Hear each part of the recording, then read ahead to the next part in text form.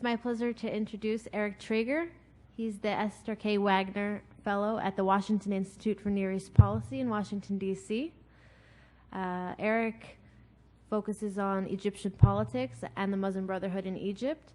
He has lived, studied, and conducted research in Egypt. He was actually in Egypt right at the outbreak of the anti-Mubarak revolution, I guess they called it. It's January 25th revolution, doing his doctoral research on opposition movements in Egypt.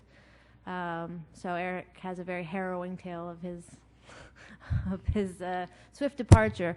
But in the context of that research, which culminated in his PhD from University of Pennsylvania, he interviewed hundreds of opposition leaders, Muslim Brotherhood members, many of the people who we read about daily that are in and out of prison. So he had them on speed dial. And I think Eric's talk is going to be very insightful, so please join me in welcoming Eric Trager. Thank you, and thank you for that very warm introduction. It's really nice to be here. It's great to be in Pittsburgh, actually my first time. And thank you for taking a weekend to learn a little bit about the Middle East and I guess U.S. policy there as well. The focus of my talk will be mostly historical. It'll be on the Muslim Brotherhood during its 85 years as a movement. But I'm happy to address policy questions during the Q&A, since policy is something that I work on at the Washington Institute, which of course is a think tank in D.C. Anyway, I want to start you off by showing you just kind of how strange the events of this summer are. I want to take you back to June of 2012. I was actually in Egypt when Morsi was named the next president, and not only that, I was in Tahrir Square when the results were announced, and here was that scene. Mohamed Morsi is the next president. That's right?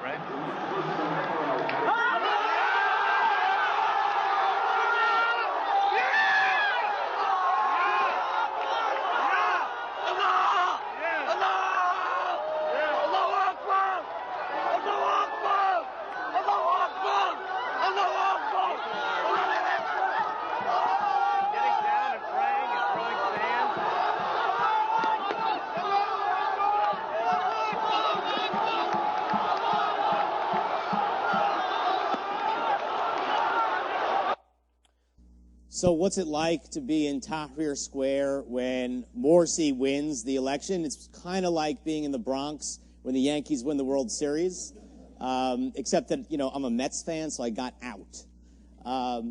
Anyway, a little bit about that scene. I see we're not Mets fans here. That's cool. A little bit about that scene. What you should take away from that is that for the Muslim Brotherhood, which, by the way, had been camped out in that square for about 10 days by that point, protesting the dissolution of their parliament, a parliament they dominated, and also trying to put pressure on the military to name Morsi the next president. What that celebration signifies is that this was not just a political victory. This was not just, their guy winning a relatively fair and free, and it was, presidential election. This for them was the realization of a certain political prophecy, a certain prophecy that is deeply embedded within the Brotherhood's ideology, with the way they view history moving forward. I will explain what I mean by that very shortly. Fast forward to this summer, I was actually in Turkey when the June 30th protests against Morsi broke out. I'd been back and forth between Cairo a few times during his presidency, but I was in Turkey when they broke out, and I flew back on July 2nd, the day before Morsi was removed. And this is a scene that I shot on my BlackBerry from Rab al-Adawiya Square, that's in northern Cairo, where the Muslim Brotherhood camped out. And here's what I saw.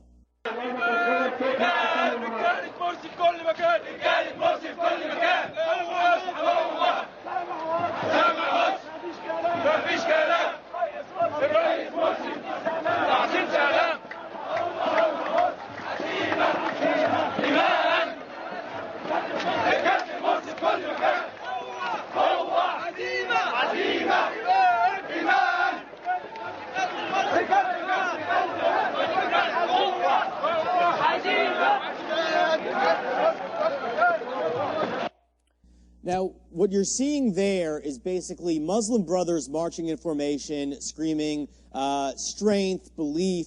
Morsi's committees are everywhere. Morsi's men are everywhere. Maybe a few hundred of them, again, marching in formation, carrying, in most cases, improvised weapons. There are kind of two ways of looking at this. One is, this is a Muslim Brotherhood militia.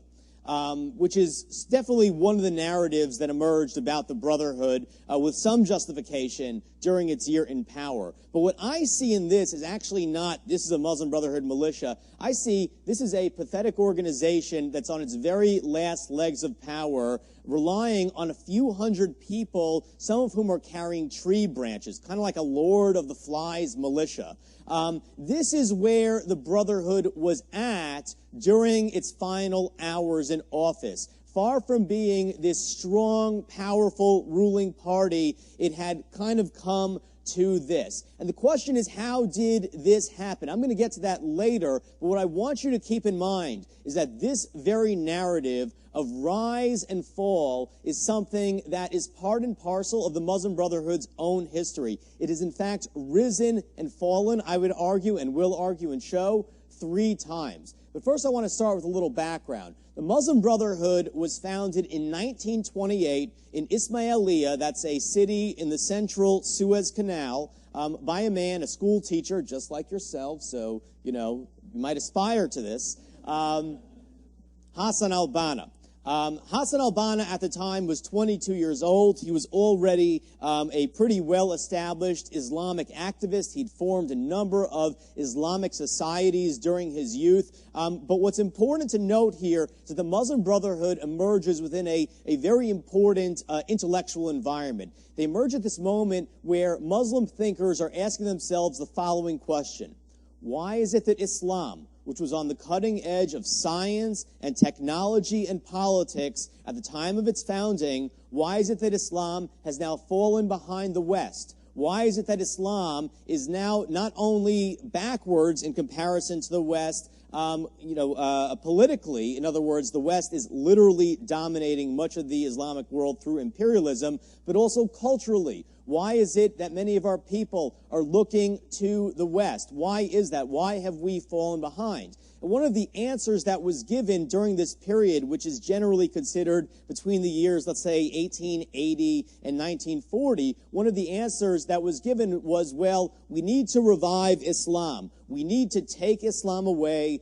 from the current scholars who have allowed it to calcify, and we need to introduce something called ijtihad, questioning and reassessing Sharia principles, in other words, the broad legal principles of Islam. We also need to adopt from the West those things that work, but use them to revive Islam. For example, we can use elections. Elections are fine. That's a Western innovation, fine. But we can only use elections as a system of government or as a way of picking our leaders if they are Islamic. In other words, or if a democratic system is used to implement the Sharia. In the more contemporary context, we can use the internet. I mean, many Islamists, probably most Islamists, certainly Islamist parties maybe, use the internet, but it should be used to further and advance Islamist principles. Anyway, the idea was that we should try to revive Islam. Why? As a way to challenge the West and resist Western cultural and political domination. So what the Brotherhood added to this, and what Hassan al-Banna added to this, was the idea that the way to revive Islam as a way of resisting the West was through a strong organization, through a vanguard, through the kind of organization that could over time reshape the individual. In other words, reshape its members, refocus them on Islam, then Islamize the society by growing this organization, then using that grassroots support to take over the state, and finally creating a global Islamic state that would counter the West. So when Morsi wins the presidency for the Muslim Brotherhood, that means that they reached that point in their trajectory where they were establishing the Islamic State, right? So they were on, in other words, stage 3 of 4, so to speak, because they want to Islamize the individual, Islamize the society, Islamize the state, and then once they had established a number of Brotherhood-dominated states, they would have a global Islamic state, which some describe as an Islamic League of Nations. I want to emphasize that deeply embedded in this ideology is hostility to the West. The whole point of why they want to do this, Islamize the individual, then the society, then the state, then the region, is to resist Western cultural and political domination. And finally, it's important to know the credo of the Muslim Brotherhood, especially if you're going to join the Muslim Brotherhood. The credo is, Allah is our objective, the Quran is our constitution, the Prophet is our leader, jihad is our way, and death for the sake of Allah is the highest of our aspirations. This is not some little factoid. This is a credo that Muslim brothers, you can watch it on YouTube, sing together when they are, say on bus rides going towards events, when they are in gatherings. This is, a central component of their ideology. One other point I want to make here is that this whole idea of Islamize is actually not well defined. This is, at its core, what some would call a resistance ideology. The whole point is to get people on board with the Muslim Brotherhood itself so that it could control the country politically and then resist the West. And what I mean by there's no real, Islamize should not be taken literally, is that when I would ask Muslim Brotherhood leaders, what do you mean that you want to establish an Islamic state? What do you mean you want to implement the Sharia? What kind of policy are you going to put forward now that you're in power and you can implement the Sharia? They never, ever had an answer. They never had any idea. They don't have any real intellectual discourse about how to interpret the Sharia and what kinds of policies should come. So that's the thing. Islamize ultimately becomes a code word for the Muslim Brotherhood taking power and then resisting the West. And I'm going to show that, I think, a bit more convincingly, I hope, in the remainder of this presentation. So don't take it from me what the Muslim Brotherhood's vision is. Let's talk to Mohammed Morsi. This is a clip from my interview with him in August 2010. There are a group of people who think that this country will never ever stand on his, or steps on his legs unless Islam is in the background. So that's what we are trying to implement in the society, not for governing ourselves. No, this is not our goal, but our goal is the country be governed by Islamic principles. To implement really the Constitution. The Constitution should represent and reflect people's will and desires. So that's freedom. So you can see I tried to cut him off there. You do not cut off Mohammed Morsi. Very difficult man. I could talk about that more in the Q&A. The point here that I want you to focus on is this part. The Constitution, remember, Constitution, that's a Western kind of innovation, but the Brotherhood can live with that so long as it's used to implement Sharia principles, by the way, which they have never defined. But the important point here, the Constitution should represent and reflect the people's will and desires, and that's freedom. Note that for the Muslim Brotherhood, freedom is not freedom from religious rule, which is the way we define it here in the United States, right? Freedom, one of the components of freedom is, the right to worship whoever you want, the right to practice your religion however you want, so long as you don't intrude on others' rights in that same regard. But for the Muslim Brotherhood, the natural state of Egyptian society is Islamic.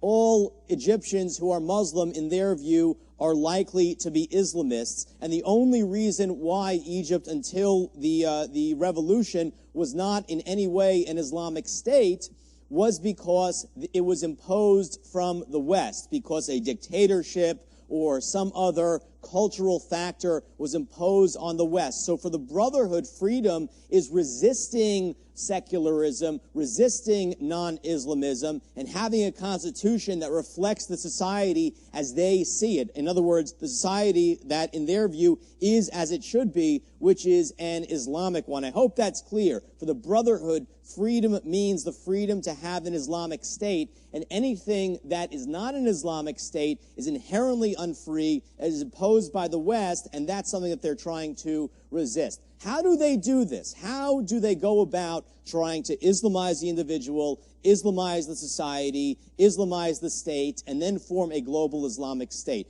I mentioned the Vanguard. This was Hassan al-Banna's primary innovation. The Muslim Brotherhood is not like any democratic, small d, political party that you know. Becoming a Muslim brother is not like becoming a Democrat or Republican or Green Party member or whatever. Becoming a Muslim brother is in fact a 5 to 8 year indoctrination process known as tarbiyah, which literally means education. It starts at recruitment. Muslim brothers have recruiters at mosques and universities who go out and try to find people who they think will be good fits. In other words, you don't just walk into a Brotherhood office and submit an application. They look for you. They select people they think will be good fits. Who do they look for? Well, there's this myth that Islamist organizations go for the losers, right? They go for the people that can't find work, are very frustrated, and therefore turn towards some sort of religious ideology to pick them up. That's actually not the case of the Muslim Brotherhood. The Muslim Brotherhood goes for winners. The Muslim Brotherhood wants the high school president. It wants the best soccer player. It wants the best man on campus. Why? Because the Brotherhood is trying to create this grassroots organization that will Islamize the society so it can Islamize the state and then form a global Islamic state. That means it needs winners. It needs people that other people will want to follow.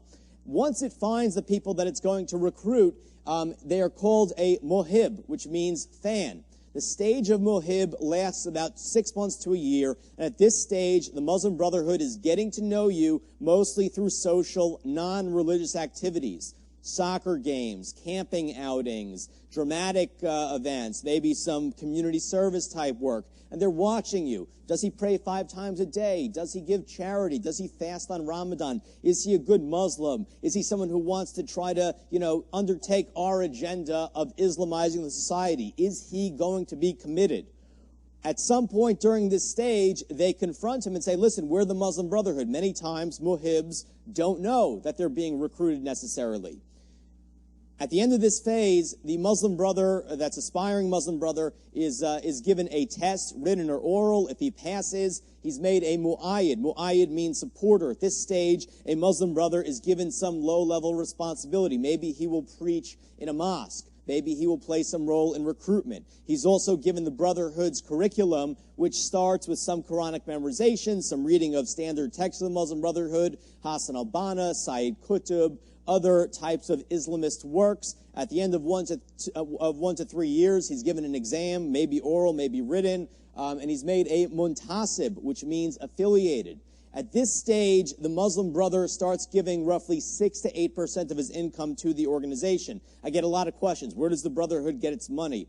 I don't know. No one's ever shown me the briefcases. But if the Muslim Brotherhood has roughly, let's say, 500,000 members, and all of them give 6 to 8% of their income, and many of them are winners, many of them are wealthy people, elites, upper middle class, I believe the Brotherhood has a pretty substantial base of financial support from within its own members. Once again, the curriculum intensifies. There's more memorization of the Quran, deeper readings. At the end of this phase, he's given a test, maybe oral, maybe written, and he's made a muntazim, or an organizer. At this stage, the Muslim brother is finally allowed to vote in internal Brotherhood elections for his leaders. He's given more responsibility. He's allowed to lead what's called an usra, or a family. I'll explain that in the next slide. That's a cell of Muslim brothers. Once this period ends, he's given a test, and he's finally made an akh, amal, or a working brother. What is the point of this? The point of this system is to vet Muslim brothers over a very prolonged period. 5 to 8 years is merely an approximation. I've met people who it took 10 years to go through this. The point is to vet all Muslim brothers for their commitment to the cause and their willingness to take orders from the Brotherhood's leadership. That's to say that the Brotherhood is a totalitarian cult. Why do I say that? Because at the end of this process, Muslim brothers take an Islamic oath known as a bayah to, quote, listen and obey decisions that are taken by their leadership. And this is a system that has existed since the Brotherhood's founding, because remember, Hassan al-Banna wanted a vanguard, a strong organization that would be committed to taking over the society so it could take over the state, so that it could create a global Islamic state. All right. What do you do with these deeply committed people? Well, the Muslim Brotherhood has a nationwide chain of command that's shaped like a pyramid. Again, this is not standard of political parties. When the leader of the Democratic Party in the United States, who arguably would be the president himself, says that the Democrats should do something, they don't always follow, right? People who are registered as Democrats won't necessarily vote for the people that he endorses. I mean, there's no listen and obey. But the Muslim Brotherhood is not a democratic party. It's a totalitarian one, and it's built on obedience. At the lowest level is the family, or the usra that I mentioned. This is a cell. This is an organization of roughly 5 to 8 Muslim brothers who meet weekly for about 3 hours. They discuss politics. They discuss their personal lives. They do the curriculum, reading Quran, discussing Quran. They discuss local organization. Remember, these cells, these families, are scattered all over the country. So if there's going to be a social service drive, a medical caravan, at the local level, it'll be organized at the usra level. If there's going to be elections, the Muslim Brotherhood decides, okay, we're going to do kiosks at every polling place. Well, the way to do that is through having each family set up a bridge table with laptops, telling people who to vote for. That's actually what happened during the first round of the parliamentary elections in 2011. I saw it myself. So the family is important because the members of your Brotherhood family become your best friends. If you're sick, the members of your family take care of you and your nuclear family. If you fall into economic hardships, the members of your Brotherhood family help you out. What the Brotherhood has done through the family, through the usra, is embed social relationships into the organization. So one reason why you'll follow orders is because you've taken an oath and you believe in it, and they've vetted that over a 5 to 8 year period. Second reason why you will follow orders is because there's peer pressure. All of your closest friends in your family are doing it. The rest of this is very administrative. 6 to 12 families makes up a sha'aba, or a populace. A number of those makes up a muntaka, or an area. Then you have the governor level, basically the province. There are 28 provinces in Egypt. Then you have the kita, or the sector level. This is, groups of provinces. And then at the very top of this, you have the guidance office, known as Maktab al-Irshad, and that's comprised of about 18 very senior leaders, all of whom, by the way, have had that top level of membership for at least 10 years, that Akh Amal level for 10 years. And it's advised by the S's cut off, the Shura Committee. Shura means consultation. It's the legislative body, comprised of about 110 members. So you all understand flow charts, very simple. The Brotherhood is voting on what it should do. Should it participate in the demonstrations? Voted on the Shura Council, executed by the guidance office, which sends the command down the chain. And when you have these deeply committed members and you have this well-organized pyramidal command chain, you understand that this is very useful for a social movement. It's useful for organizing social services, which is one of the key ways that the Brotherhood tried to Islamize the society. Food distribution drives, medical caravans, helping out in disaster relief. Brotherhood did an amazing job because look at how well organized it was. Look at how well funded it was. Very good for organizing demonstrations. January 27th, 2011, you may recall, this was a Thursday, the Mubarak regime shut off all internet and phone communications, or at least cell phone communications, in the country. The Brotherhood still helped mobilize the largest protests, I believe, until, at that point in the country's history. You had bigger ones this summer. How'd they do it despite having no internet and no cell phones? Well, they have this person-to-person nationwide network. And that following day, January 28, 2011, Friday of Rage, that was a pivotal day in the uprising when the protesters, propelled, I would argue, in large part by the Brotherhood, managed to overwhelm the police. And in my view, Mubarak was not returning after that. This structure is good for electioneering, for setting up campaigns, distributing campaign literature. I recall asking a young Muslim brother, what did you have to do during Morsi's presidential campaign? And I should add that this young Muslim brother told me that he didn't even want to vote for Morsi. He didn't like Morsi, but listen and obey. He had no choice. He took an oath. So what did you have to do during the presidential campaign? He said, I had to mobilize 100 unique people to vote for Morsi, and each of my comrades had to do the same. 100 people. I don't know what it says about me. I don't think I can mobilize 5. 100 unique people each. And when you're well structured like this, that's what you're able to do. And of course, if you and only you have this system, it's obvious that you're going to win elections. Remember, once Mubarak's ruling party falls in 2011, only the Muslim Brotherhood is well organized to win elections, which is why it does so. All right, I want to talk a little bit about the Brotherhood's history. There are basically 3 phases in which the Brotherhood rose and fell, and I think we're on the tail end of that 3rd phase, and I'm going to go into detail as to how I think that happened. But let's start with the history. Brotherhood is founded in 1928 by Hassan al-Banna. It starts in Ismailia. It moves, I believe, in 1931 to Cairo, sets up its first headquarters there. By 1938, it has 300 offices nationwide. In the 1938 Conference of the Muslim Brotherhood, the 5th conference, Hassan al-Banna declares that the Muslim Brotherhood will now start executing its strategy, that it has built up itself, it will now start executing, and by the 1940s begins participating in elections. As it emerges as this major political, societal force, and if you understand how it works and how it's structured, you could see very clearly how that might happen, it starts facing repression. So in 1942, the Waft government doesn't ban the Muslim Brotherhood. It shuts down most of its satellite headquarters and only allows it to keep a central headquarters. In 1945, the Waft party forges the elections to make sure the Brotherhood loses. Around this time, the Muslim Brotherhood forms what's known as the secret apparatus. This is an armed militia, and it starts undertaking attacks against the British and against the regime itself.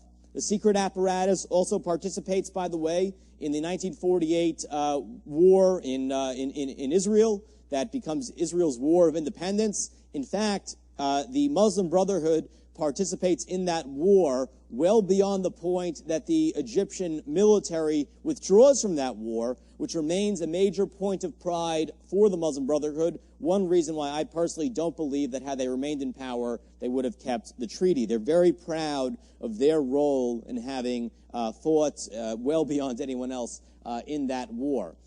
In 1948, the government becomes very concerned about this armed militia, and again, this is all in this context of the government repressing them, the Brotherhood taking up arms, and in December of 1948, a young Muslim brother assassinates the prime minister. A few months later, on what would have been the 140th birthday of Abraham Lincoln, this total irrelevant coincidence, Hassan al-Banna is assassinated. Now, why do I say that this is the tail end of a certain rise and fall for the Brotherhood? Because if you understand the way the Brotherhood works as an organization, its pyramidal structure, you understand that it actually can't function if it's decapitated. That's the one major vulnerability of the Brotherhood. It's like a mafia. You take out the Don, you take out capo regimes, all you're left with are a bunch of, let's call them activists, who don't really know what to do, because they've been taught to listen and obey, and who are they listening and obeying now? So Hassan al-Banna's assassination, marks the end of that first phase. The second phase begins a few years later. The Muslim Brotherhood begins a dialogue with what becomes known as the Free Officers, a group of officers within the Egyptian military who start considering and conspiring to oust King Farouk. In 1952, this happens ultimately in July. The Muslim Brotherhood hatches certain agreements with the Free Officers. They will monitor Egyptians who are viewed as unpatriotic, in other words, insufficiently supportive of the removal of King Farouk.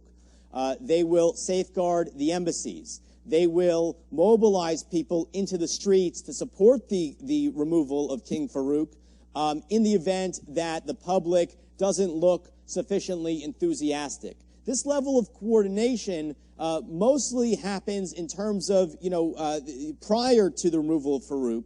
The Brotherhood doesn't play a critical role once that revolution, once that coup, whatever you want to call it, begins. But nonetheless, you have a very high-level, sustained kind of dialogue between the free officers and the Muslim Brotherhood.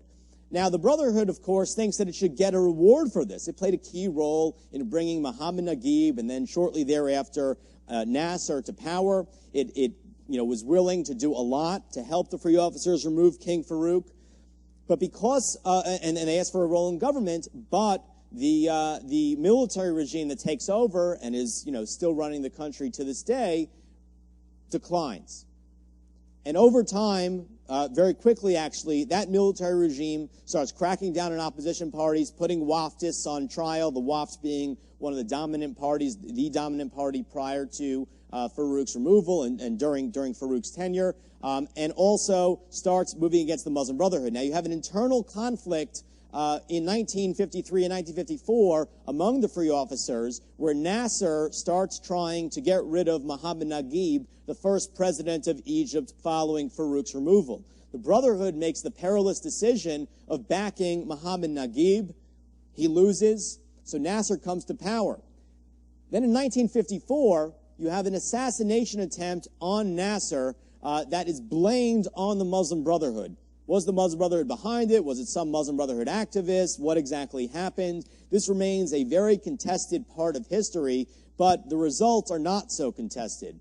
Nasser uses this as a pretext for totally cracking down on the Muslim Brotherhood, arresting the supreme guide of the Brotherhood, sending thousands of Muslim Brotherhoods to prison, and this type of crackdown persists up until Nasser's death in 1970.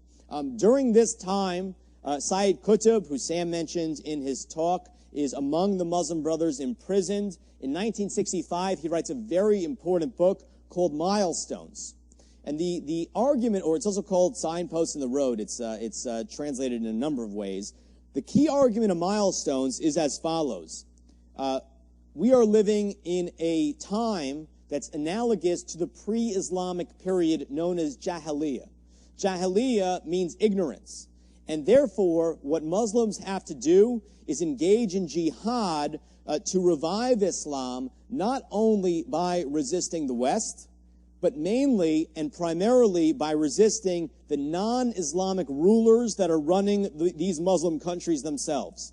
It's revolutionary in the sense that it's not just focusing on external rulers, but internal ones. And about a year later, in 1966, Sayyid Qutb is hung. Many people look at this period and the imprisonment and crackdown on the Muslim Brotherhood as something that spawns these kinds of radical ideas and then movements. I think that's actually not questionable in one sense. It's true that many radical ideas emerge from this period and in that context of a crackdown. But it's also important to note that the very idea of trying to Islamize society, to take over the state, to create a global Islamic state that will challenge the West is not itself a particularly non-violent idea. But I move on. Phase 3 is undoubtedly the longest phase in this rise and fall kind of arc.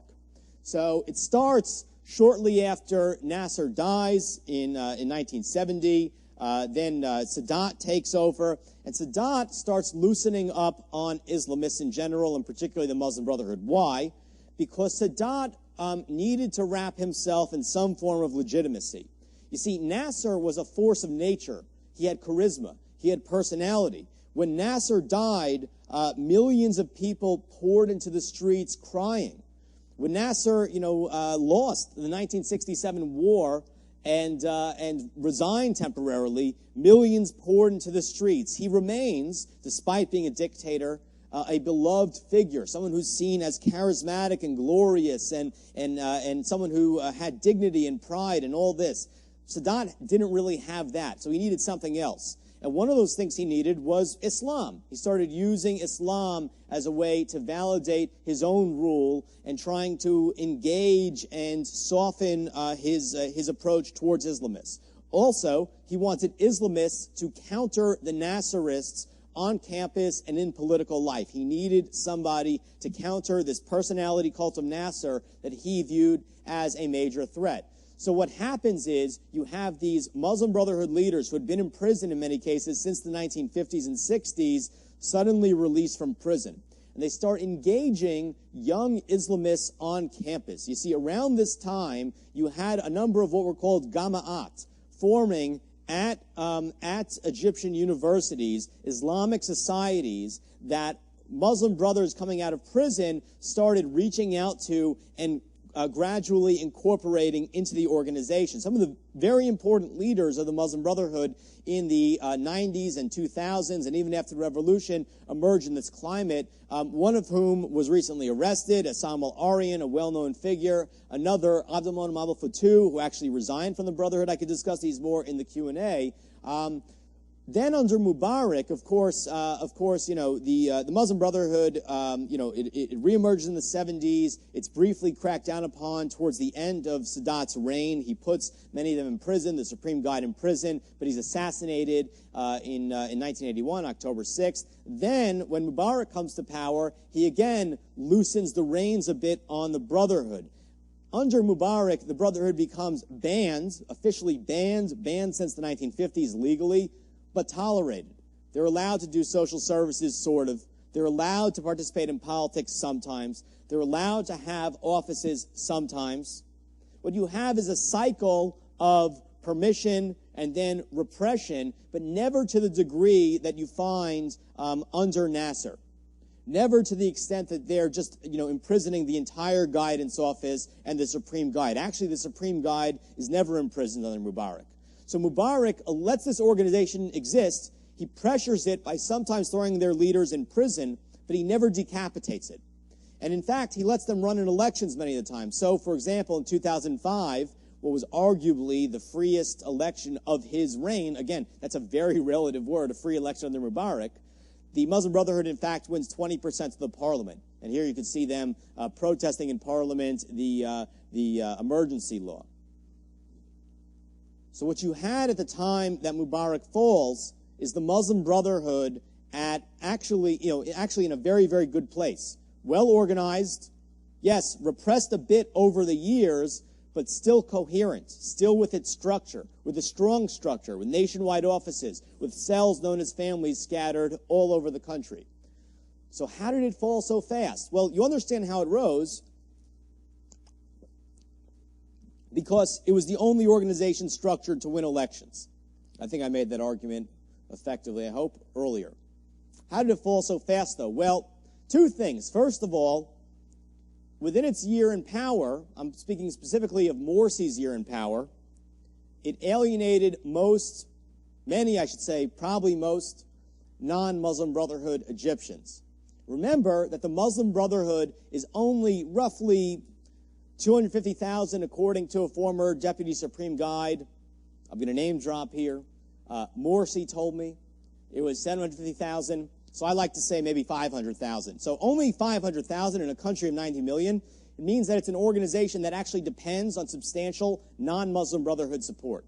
And it alienated them in its year in power. And secondly, and arguably more importantly, it managed to alienate the state itself to the point where Morsi lost control of the state. Here you see an image of police in uniform protesting during this summer's uprising. When you don't control the police, when you don't control ministries, when you never control the military, well, you're a president in name only. And there's only so long that you can remain a president in name only, especially in a poor country where the standards of living are in fact declining under your rule.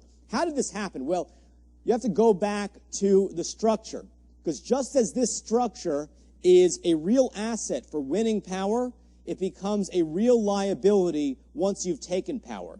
So in power, this very structure that's very good for winning elections Well, the Brotherhood started using it as a tool for policy making. So Muslim Brotherhood, an organization that had never really controlled anything beyond its own organization, starts, creating a political platform. But it creates that platform within its guidance office and Shura committee. It's called the Renaissance Project. It claims to be an economic platform. In fact, it's a list of economic aspirations. We will be a G20 country. We will have this level of growth. We will do this. But it's not an actual plan. It's like an Eric Trager plan being, I'm going to pitch for the Mets. That's not a plan. That's an aspiration. And because they're not reaching out, because they're not soliciting any kind of input, they essentially fail in power. One other thing that's important here. They start making decisions that are geared towards quickly consolidating their control over the state.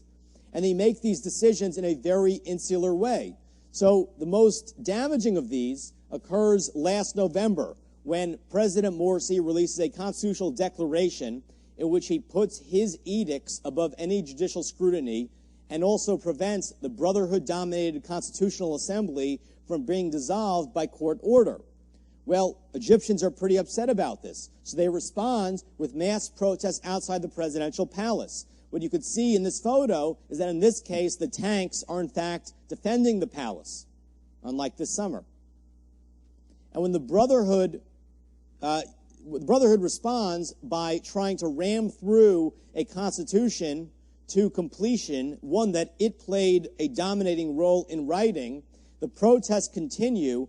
And when the protests don't go away, the Brotherhood responds through its structure by sending cadres out to attack protesters, and about 8 to 10 people are killed in the ensuing fighting. This was a major moment in Morsi's presidency because it was a case in which the Brotherhood, which is already starting to lose support, actually used this tightly knit structure to command cadres to attack people, as in any kind of fascist party. And so very quickly, things start to break down politically. In December of 2012, you have the emergence of the National Salvation Front, a union of key non-Islamist political figures that kind of speaks not very effectively for, or let's say claims to speak for the opposition. So you have the Nasserist Hamdin Sabahi, the former IAEA chief Mohammed al-Baradei, and the former foreign minister Amr Moussa. Then you have January 2013 onward, constant violent protests against the Brotherhood. Why violent? Well, I would ask this to activists. Why do you use violence against the Brotherhood? They said, well, they use violence against us. We are trying to deter further violence from the Brotherhood in their military-like structure. Now, I don't mean to justify that at all. I want to be very clear. I'm actually disturbed by this, and I'll tell you a disturbing story. I was in Suez in in late February, and I'm interviewing a guy. He's 20 years old. He's, looks very normal. He's wearing a sweater. He's, gelled back hair like a normal 20-year-old. And I said, what happened outside the Brotherhood headquarters right here? This is actually a photo of that in Suez. Earlier this month, I read that the Brotherhood headquarters had been torched by your group. And he said, well, here's what happened. I and my friends, we were protesting outside the Brotherhood headquarters. The Brotherhood threw, stuff down on us, and we responded by torching it. And I thought, well, that's not very proportionate. But then I kept asking, right? I kept asking some questions. I said, let me ask you a question. How do you burn a headquarter? How do you do arson? And, what came out is that actually the Brotherhood had not thrown things down on him and his friends. He and his friends had gone up to a neighboring building. They had thrown things down on police that were protecting the Brotherhood headquarters to create a distraction. The police dispersed. They then started raining down Molotov cocktails on that building while his colleagues burned it from the bottom. And they burned it at both ends. So what you saw in Egypt earlier this spring was a total breakdown of the political order, where these kinds of violent clashes, violent assaults on the Brotherhood countering with violence, becoming an important part of political life in Egypt. Then in April 2013, you have the emergence of the Tamarud campaign, meaning rebellion. This was a petition campaign that really was calling for early elections, but soon became about completely removing Morsi. Claims to have gathered 22 million signatures. Do not trust that number for a minute, but nonetheless became a very important feature of Egyptian political life. So basically, Morsi lost support very quickly after he tried to seize power. What I'm saying is he tried to seize power because of the insular goals and the insular nature of the Brotherhood. But that's not all.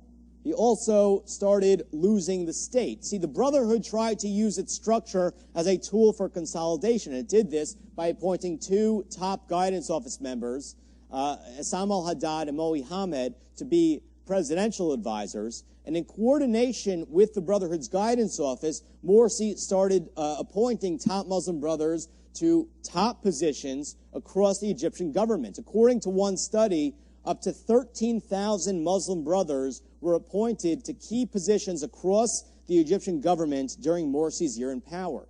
Now, there's an obvious response to what I'm pointing out here. So what? Morsi was elected. When presidents are elected, they tend to appoint people from their own party. He's a Muslim brother. He appoints Muslim brothers. What's the problem? And that's a very fair response. I want to emphasize here, I'm not making a moral argument.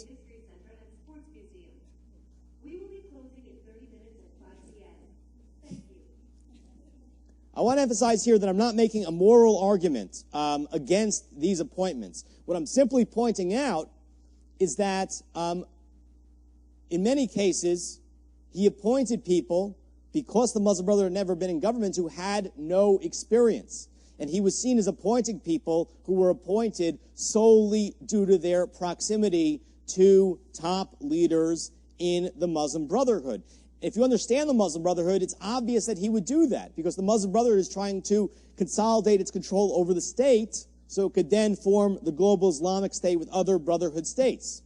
But within the institutions of government themselves, this was rejected. Let's put it like this. Imagine somebody is elected president of the United States, and he's doing his appointments for the State Department. And he appoints people who have not only never worked in foreign policy, have never really read a book on foreign policy, they've never traveled. So across the State Department, in the key leadership positions, you have people who know absolutely nothing about foreign policy. Well, the State Department would either go rogue or would basically cease to function as an institution. That is what happened in Egypt across the government. So you had large bureaucracies unresponsive to Muslim Brotherhood officials. You had police, as the situation started breaking down, refusing to guard Brotherhood headquarters, and then later joining the protesters in the streets. By the winter, you had intel officials encouraging Tamarud activists, or the people who became Tamarud activists, to start rising up, telling them in private meetings, you know, the time might be ripe. This guy can't last.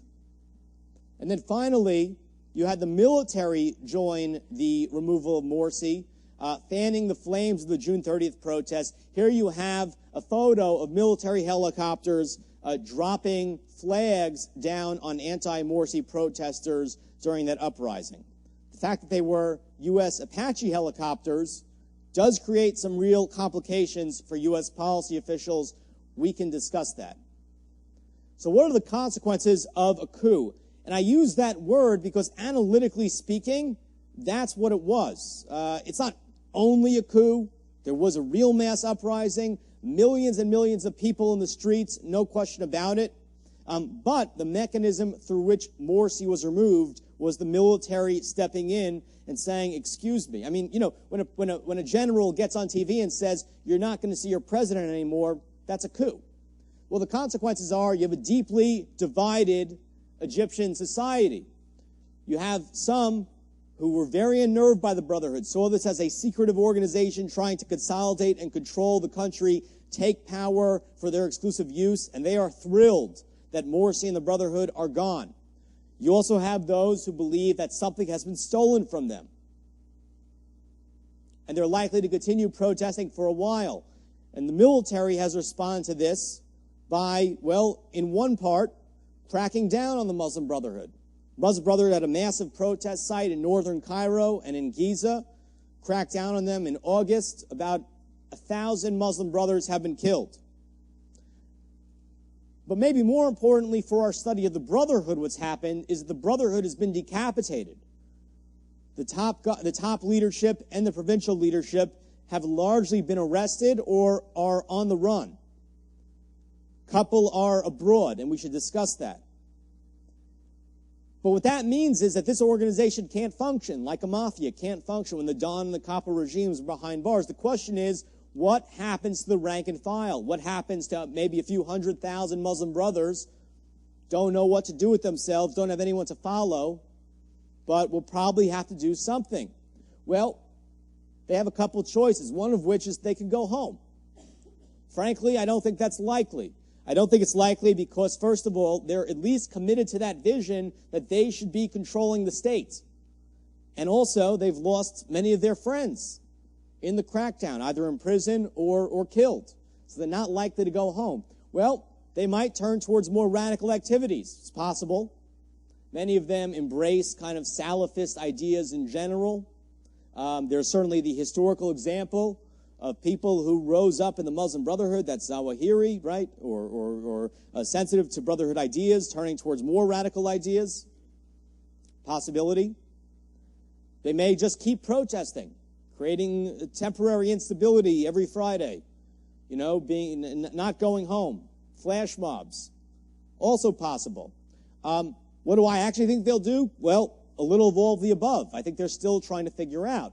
What might be some ways that this organization can resuscitate itself? Because the truth is that if the Brotherhood is fundamentally an organization, it doesn't really have much of an idea other than it should be an organization that controls things, well, it can't continue to exist if it can't be an organization. So here are three things that I could imagine happening that would allow the Brotherhood to reemerge a fourth time. First of all, at some point in the future, probably not soon, rank and file who have not been arrested may try to rebuild this.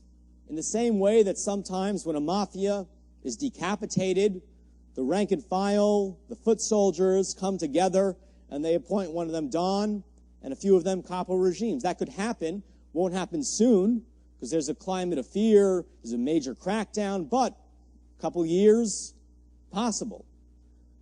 Maybe they'll run for elections within electoral districts, something, they'll run as independents. Remember that what's been cracked down upon are those top levels, but the lower levels have not been arrested, as far as we can tell, to the same extent, and those districts may correspond geographically to electoral districts. So it would be very easy to imagine that if they made that strategic decision, let's run as independents, they can mobilize very effectively at the local level, return to Parliament, and over time reemerge. The final way that this could happen is from abroad. Like I said, a number of top leaders managed to escape the country. Mahmoud Hussein, who I've interviewed, Secretary General of the organization, was last spotted in Doha. He's been reportedly meeting with Muslim Brotherhood lawyers, trying to help Morsi with his trial, trying to coordinate activities for the Brotherhood at the international level. He's not the only top leader who's abroad right now. It's very possible that there might be some way in which he can commandeer people on the ground from abroad, especially with other leaders who have escaped. It's possible. It will be a challenge, but it's possible. Another factor to consider here is that the Muslim Brotherhood's media office has now moved to London. This is Abdullah al-Haddad. He is the son of a guidance office member who was effectively Morsi's national security advisor, Assam al-Haddad. You saw him in the previous slide. His brother, Gahad al-Haddad, was an English-speaking spokesman recently arrested. He is now one of the spokesmen working out of that London office. And it's very possible that by going abroad, they set up the possibility that they could reorganize there, stay alive there, and return to Egypt if conditions change, if something happens to the current military government. In other words, the Brotherhood has these ways of kind of waiting things out, but the question is whether they'll make that strategic choice or whether, without their leaders as free men, they're unable to make that choice and will therefore be basically cracked out of existence which I also think, by the way, is a possibility. Thank you for listening.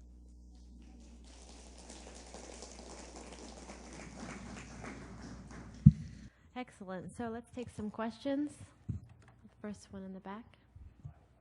Can you hear me? Yeah. You mentioned a little bit about the leadership structure, and then I'm just curious, do family connections matter in this at all? And do presumably sons of some of these higher up officials go through the exact same process? Great question. I think the answer is yes and no. There are definitely some very well-established Muslim Brotherhood families where, for generations these guys have been Muslim brothers, and therefore, they become elites within the organization. The Haddads are one family like that. The Maliks are a family like that. And of course, among Brotherhood leaders, there's a whole host of intramarriages. So, a top leader's married to another top leader's sister, things like that.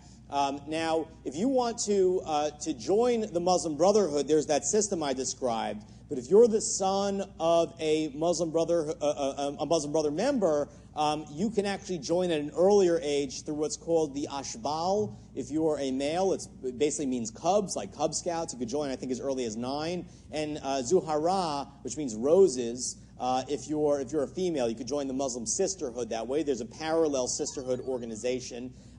So there are special activities for the children of Muslim brothers, but of course, in many cases, the children of Muslim brothers do not join the Brotherhood. Remember that, Muslim Brotherhood is a society of strong, true believers. And it's also a hard organization to join. So in many cases, people won't take the risks that have been historically associated with being a Muslim brother. So you have many families in which, maybe the father is a Muslim brother, but not all of his children are. Just wait for the microphone. Sorry. Yeah, I did. Sorry. Thanks.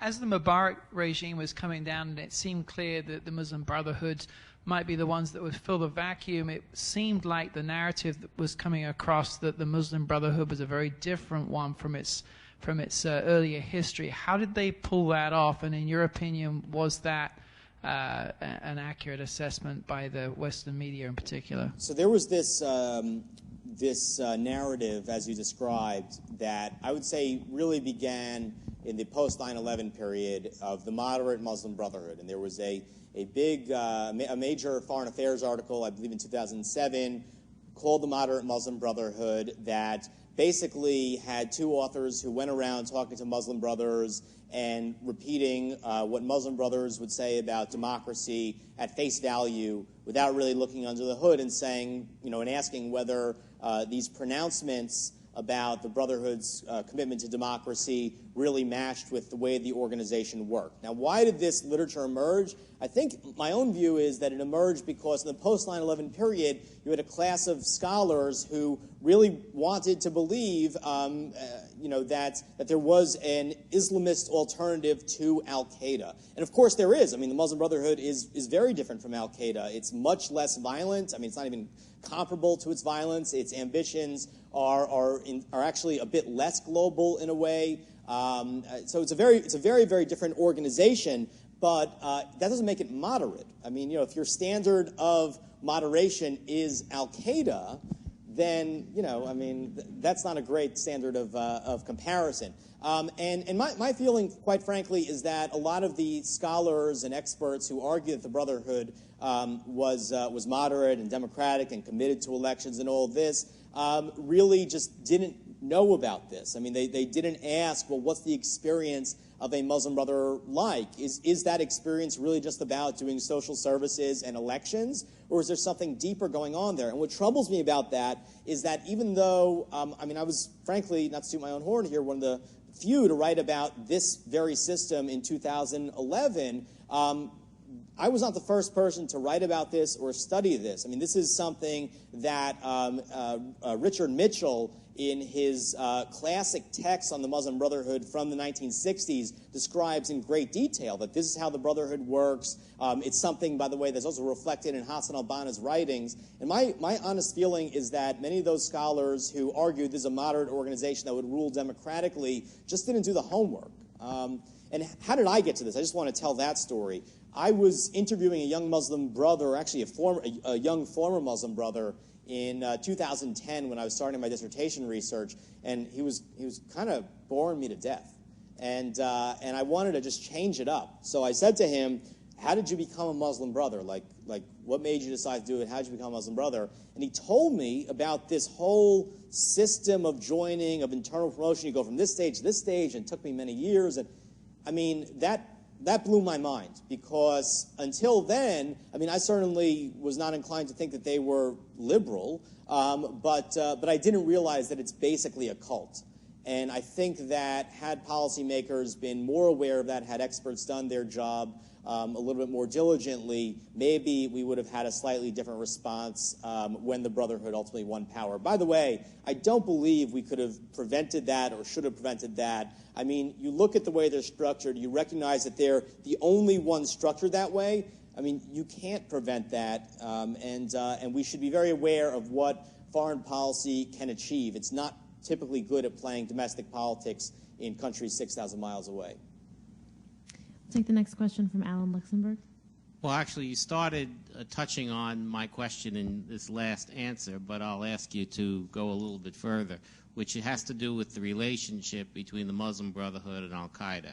Since you mentioned that al-Zawahiri actually rose, or at least started in the Muslim Brotherhood, but eventually became al-Qaeda, and yet you've mentioned that there's quite a big difference between the two organizations, and on yet another wing of opinion, perhaps represented by some in this administration, is that the Muslim Brotherhood is an authentic alternative to al-Qaeda and therefore should be supported. And yet there are some activities in the Sinai with maybe not al-Qaeda, but al-Qaeda allies that may or may not be backed by the Muslim Brotherhood. So there's a kind of a muddy picture. I'm wondering if you could just clarify the relationship between the two organizations. Yeah, thanks for that question. Look, my view, frankly, is that it's actually not that muddy. That these are very distinct organizations, and they have very distinct goals. And well, let's put it like this: the Muslim Brotherhood is a rigorous cult. It takes a very, very long time to join it, to become a member of it. You're vetted for your commitment to it over, again, many years. So when someone says that someone is a Muslim brother or there's Muslim Brotherhood activity there, there's not a lot of gray area there. You kind of either are a Muslim brother and you've gone through this system and you answer to their chain of command, or you don't. And just in that vein, the Muslim Brotherhood, one of the ways that it defines itself is as being a moderate organization. Again, back to that question, the scholars simply regurgitated that talking point. What they mean by that, if you ask them, is we are not al-Qaeda. We are not a global terror organization. We want to come to power through existing institutions because we believe that will be more stable. Now, what they want to do once they're in power is really worth paying attention to. It's very autocratic, it's very totalitarian, it's extremely intolerant. The way they sell themselves is very intolerant, but it is a completely different tactic from al-Qaeda, which practices global terrorism. I mean, and on the Sinai point, it's true that many in Egypt believe that the Brotherhood is behind this, and there are all sorts of reports in the Egyptian press about this Brotherhood leader or this guy close to the Brotherhood speaking to operatives in the Sinai. My own view is that there has actually been no compelling evidence of that at all. If anything, what has happened since Morsi was removed is that pre-existing terror organizations in the Sinai have used that as a pretext to up the ante. And not only that, what people in the Sinai are most concerned about since Morsi's removal is that the relatively lax policing atmosphere that they enjoyed under Morsi, because Morsi, kind of wanted a freer environment in the Sinai, will be withdrawn, and they will return to the very repressive kind of regime that existed in the Sinai under Mubarak. So that's a big part of the reason why you have the current jihadism coming out of the Sinai. It's not that it's being directed by the Brotherhood. I would say that the best argument for the Brotherhood's culpability for this is that by allowing a freer movement or whatever in the Sinai, certainly Morsi took a much laxer policy towards jihadis than his predecessors and then his successors. But it's not the case. Certainly, there's been no, in my view, compelling evidence that this is the Brotherhood. The next question. Could you discuss the globalization of the Muslim Brotherhood? I know it starts in Egypt, that's its origins, it's where it's strongest, but isn't there Brotherhood organizations in dozens of countries, including non-Middle Eastern countries? In over 70 countries, in fact. This is something that the Muslim Brotherhood often denies in the United States. If you run into Muslim brothers, and I will know that they're Muslim brothers, maybe because they're accompanying a Brotherhood leader who's visiting the United States, maybe because people within the Egyptian American community have said, who they are, and I've multi-sourced it. But they will deny it here. They will say, "Oh, we're not Muslim brothers," But if you ask people in Egypt, they say, "Well, yes, of course. We have Muslim Brotherhood organizations in over 70 countries. In the United States, it's the Muslim American Society, MAS. This is well known." And just on that point, how did this start? Well, some of these branches emerged because, let's say, a Syrian Islamist came to Egypt to study, got to know Hassan al-Banna, got to know the Muslim Brothers, returned to Syria, founded the Syrian Muslim Brotherhood. That's the Syrian Muslim Brotherhood story. But in some cases, especially in Europe and the United States, you had Muslim brothers fleeing Egypt or fleeing other countries under repression, then coming and finding very hospitable territory in the West. So, for example, I believe it's the son-in-law of Hassan al-Banna flees to Switzerland, and his grandson is Tariq Ramadan, the well-known scholar. So, and that's something to keep in mind, by the way, that, I believe that the removal of Morsi, good or bad, is kind of the wrong question. I think it was inevitable. I think the guy lost control of the country. When you lose control and you're president of any country, you just can't remain president. Something's going to give, maybe even something worse than a coup. But one of the consequences could be that the Brotherhood continues to internationalize as young Muslim brothers in particular maybe flee elsewhere. So, that's a side effect we have to be very aware of. Cheryl? I had a question because you described the Muslim Brotherhood as a cult-like agency or organization. What happens to individuals who begin or complete the indoctrination process and then want to either withdraw or reject it? Is there an official process within their structure to deal with somebody who no longer? Is it good riddance? Or does the individual feel like they have to be removed from that area? That's a great question. There's no, as far as I know, and maybe I'm wrong on this, but as far as I know, there is no actual process for removing Muslim brothers. There's no ceremony or anything like that. But there have been times where Muslim brothers have been banished from the organization for not listening and obeying. The best example of this happened after the 2011 revolution, when young Muslim brothers did not want, a certain group, I should say, of young Muslim brothers did not want the Brotherhood to move so quickly to politics, didn't want it to establish a single political party that they would have to vote for. They said, hey, we just had an uprising, this is freedom, we should be Muslim brothers doing outreach and social services, but we should be allowed to vote for any party we want, we should be allowed to form our own party if we choose to, maybe a youth party. They actually held a conference that I attended in the Safir Hotel in Doi in March 2011. They sent a letter to the Supreme Guide. This was a big moment, you know, kind of a few hundred young Muslim brothers sending a letter of protest to the Supreme Guide, their leader, that they're supposed to listen and obey. And the result of this was that they were banished from the organization.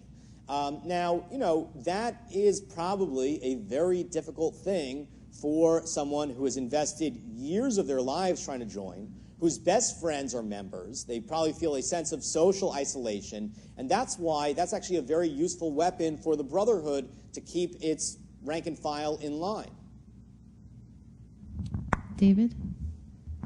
This cyclical rise and fall of this organization, when it's decapitated, how does it maintain its ideology, and how does that not turn on itself, you know, with different groups rising to assume the new leadership without any leadership to, you know, put it in place? So it's a great question. The short answer would be that it kind of doesn't in the following sense. Remember that the core principle of the Brotherhood's ideology is not anything that's particularly specific to Islam. They don't really have a theology. They don't really have an interpretive approach to the Sharia. There's really no intellectual basis for this at all. They have very few intellectuals. Hassan al-Banna wrote a few things. Sayyid Qutb wrote a few things, although not all of which he wrote as a Muslim brother. So what is the Brotherhood's ideology? The Brotherhood's ideology is effectively an attachment to an organization.